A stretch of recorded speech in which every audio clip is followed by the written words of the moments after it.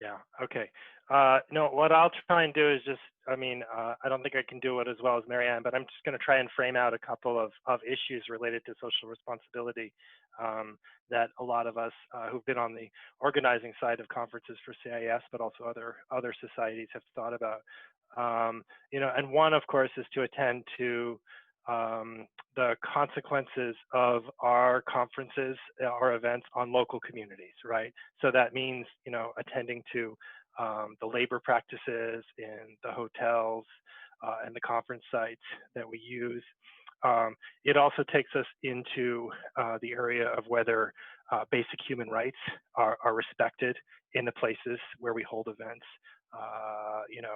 Holding an event, of course, is contributing to an economy and so forth. So you have to think. I think we all think carefully about our social responsibility vis-a-vis the places where, when we do convene in person, the consequences. Then, as has been mentioned already, I think there's a whole important track of consideration about responsibility, social responsibility to our members. That in holding an event, no one is endangered based on their documentation status. That it's safe and accessible.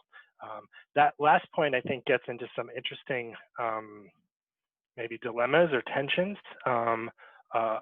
There's clearly like a need for CIS conferences, I would say all conferences, all academic knowledge sharing enterprises to be globally inclusive.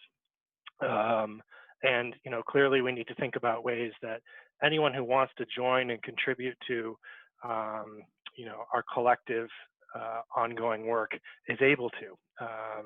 And I think one of the things we've seen in the last decade is CIS really emerging as one of the key nodes in global conversations about comparative education.